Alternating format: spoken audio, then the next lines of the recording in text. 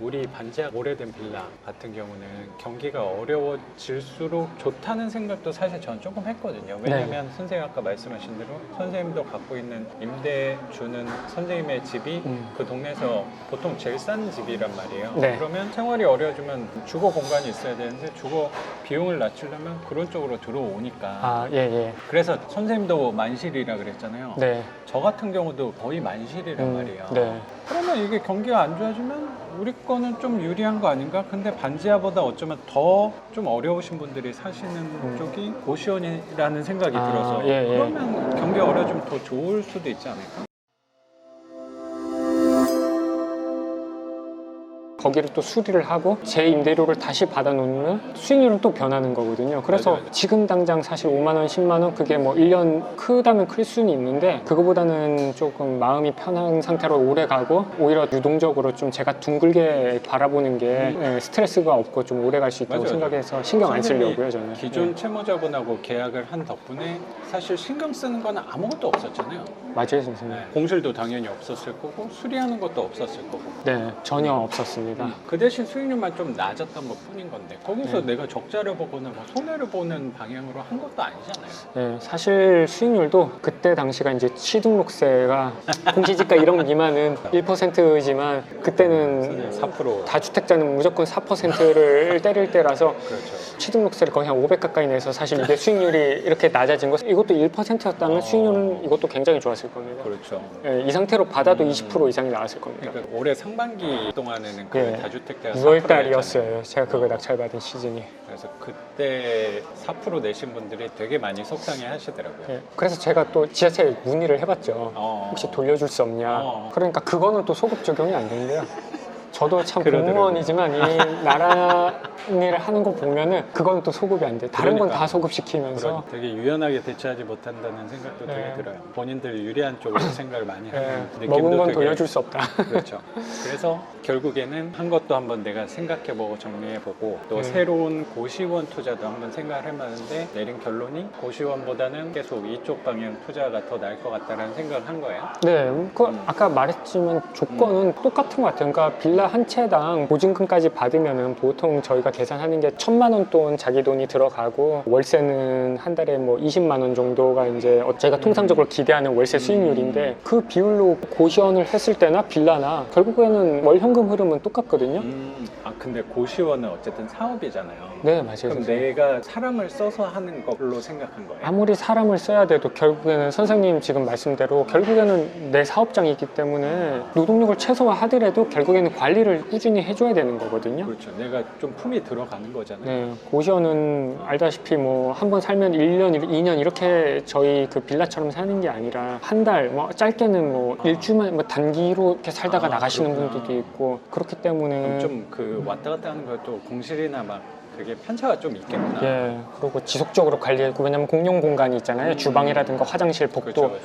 이런 데는 또 쓸고 닦아줘야 되고 매일 또 분리수거 나온 것도 치워줘야 되고 그러니까 결국에는 저희가 관리를 하고 노동을 해야 돼요. 아무리 사람을 써도 어쨌든 내 사업장이니까 신경을 안 쓸 수는 없는 거네. 네. 품이 좀 들어가는 거네. 네, 그러면 또 하나의 일이 될 수도 있다는 생각이 들어서 그렇죠. 얘는 좀 마음을 접은 거네요. 네, 저희 빌라 같은 경우는 수리를 해놓고 사람을 받으면 일단은 저희가 통상적으로 2년 계약을 하니까 2년 동안은 마음 편하게 좀 신경을 안 쓸 수가 있잖아요, 비교적. 맞아요. 근데 고시원은 한 주에서 3회에서 한 5회는 그래도 내 사업장이기 때문에 꾸준히 가서 관리를 해줘야 되니까 이제 그것도 이제 문제이고요. 그리고 아까 말했지만 뭐 수익률 면에서 그렇게 높다고 판단할 수도 없고요. 특히 요즘은 코로나 때문에 아무리 이게 이제 주거 임대 사업이라고 성격을 갖고 있어서 안정적이라고는 해도 코로나의 영향을 안 받을 수는 없거든요. 상가고 창업이기 때문에요.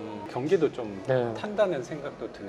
네. 근데 저는 생각한 게 우리 반지하 오래된 빌라 같은 경우는 경기가 어려워질수록 좋다는 생각도 사실 저는 조금 했거든요. 왜냐면 선생님 아까 말씀하신 대로 선생님도 갖고 있는 임대 주는 선생님의 집이 그 동네에서 보통 제일 싼 집이란 말이에요. 네. 그러면 생활이 어려워지면 주거 공간이 있어야 되는데 주거 비용을 낮추려면 그런 쪽으로 들어오니까 아, 예. 그래서 선생님도 만실이라 그랬잖아요. 네. 저 같은 경우도 거의 만실이란 말이에요. 네. 그러면 이게 경기가 안 좋아지면 우리 거는 좀 유리한 거 아닌가? 근데 반지하보다 어쩌면 더 좀 어려우신 분들이 사시는 쪽이 고시원이라는 생각이 들어서 예, 예. 그러면 경기 어려워지면 더 좋을 수도 있지 않을까? 생각이 드는데 그렇진 않나 보네. 이제 직접 하는 사람이 아니라서 제가 조심스러운데 그치, 그치. 제가 선생님들 내가 해본 건 아니니까. 네, 해본 게 그쵸? 아니라서 알아보기만 한 거니까. 네, 제가 이렇게 말씀드리는 게 정확하지 않거나 뭐 저도 말하기가 좀 조심스러운데 제가 아는 바로는 이제 고시원도 종류가 정말 여러 가지예요, 선생님. 그러니까 정말 어려운 사람들이 들어가는 소위 말하는 그 옛날 전통형 고시원 있잖아요. 나는 그거 예, 생각했는데. 근데 요즘은 또 고시원이 프리미엄화가 많이 돼서 그 독서실처럼요, 선생님. 안에 그렇구나. 되게 좀 화려하게 깨끗하게 좀 해놓은 개인 욕실이랑 화장실은 요즘은 물론이고요. 좋은 데는 그 취사도, 그러니까 원룸텔처럼 해가지고 그렇구나. 취사, 약간 간단한 취사 시설도 약간 구비가 돼 있는 경우도 있어요. 그런 만큼 비싼 거 아닌가? 네, 그래서 강남에 있는 그런 고시원들은 한 달에 60만 원짜리 고시원도 있어요, 선생님. 되게 비싸네. 프리미엄화가 돼 있어가지고 공간도 요즘은 다 신소방이 뭐 시설 해가지고 공간도 넓게 빼서 그런 데는 이제 발을 뻗을 수 있는데. 네, 선생님. 그런데 사는 친구 집 놀러 가고 했으니까. 그래서 그 전통형 고시원이랑은 또 가격 차이도 많이 나고 시설도 다른데, 그러니까 그러면 좀 영향이 있을 수 있겠다. 영향이 있을 수밖에 없고 또 특히나 요즘 뭐 학원가나 뭐 학생들 위주의 고시원들은 특히 또 타격이 크고요. 예. 그러네. 네, 뭐 대학교 주변에도 원룸텔 고시텔에서 많은데 맞네.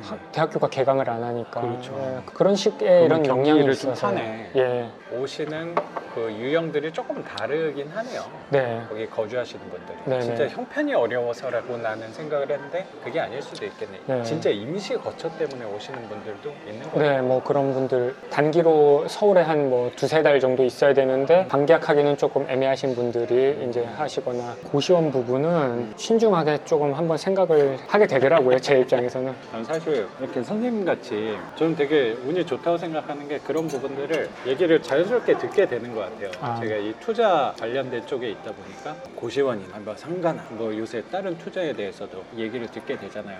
예. 그러면 저는 어떤 생각이 좀 드냐면 한편으로는 바보같이 하는 거 아닌가라는 생각도 되게 들어요. 왜냐면 선생님도 이게 지금 안 돼? 그럼 이걸 한번 해볼까? 이런 대안을 자꾸 찾아가잖아요. 네, 예. 제 교육생분들도 그렇게 접근해서 뭐 저랑 얘기하고 하셨던 분들이니까 네. 하면 너무 바보같이 이거 하나만 보는 거 아닌가? 자금 주거형 부동산만 보는 거 아닌가? 라는 생각도 되게 들더라고요.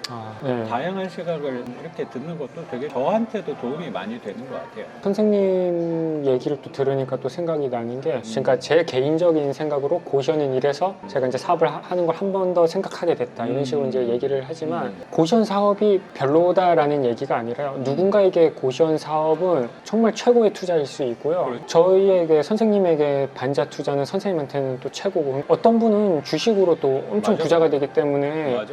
그분들한테는 또 주식이 최고의 투자고, 다 각자 별로이거나 안 좋은 투자는 없거든요. 그러니까 본인이 생각하고 확실하다고 생각하는 부분에 꾸준히 하면은 결국엔 길이 있더라고요. 그래서 아까 제가 이제 저는 고시원에 대해서 어떻게 보면 좀 부정적으로 좀 표현할 수 있겠지만 고시원으로 목표를 이루신 분들도 되게 많거든요. 그래서 다 각자 맞네요. 상황과 자신이 확신하는 분야가 있다고 저는 생각을 해요. 그래서 선생님 같은 경우도 반지하에 비전을 보시고 꾸준히 하신 덕분에 지금 선생님이 지금 현재 위치에 있을 수 있으신 거니까 이거 연장선으로 이제 또 생각이 많습니다. 저는 빌라 투자가 정말 좋은 투자라는 거에는 저도 의심하지 않고 현재는 입찰을 하고 있진 않지만 계속 할 계획이거든요. 개인적으로 10채에서 13채까지는 제가 이제 늘릴 게 목표인데, 이제는 좀 돈이 생기면은 단기적인 목표로. 네네. 서울에 있는 반지하를 오히려 지금 이 시기에 좀 낙찰받는 게 좋겠다 싶어서 일단은 돈을 좀 모아서 이제 서울에 입찰을 들어가려고도 하고 있는데, 또 그러면서 한편으로 다른 좋은 건 또 뭐가 있을까를 찾아보고 있거든요. 좋은 거 있으면 저도 알려주십시오. 알겠습니다.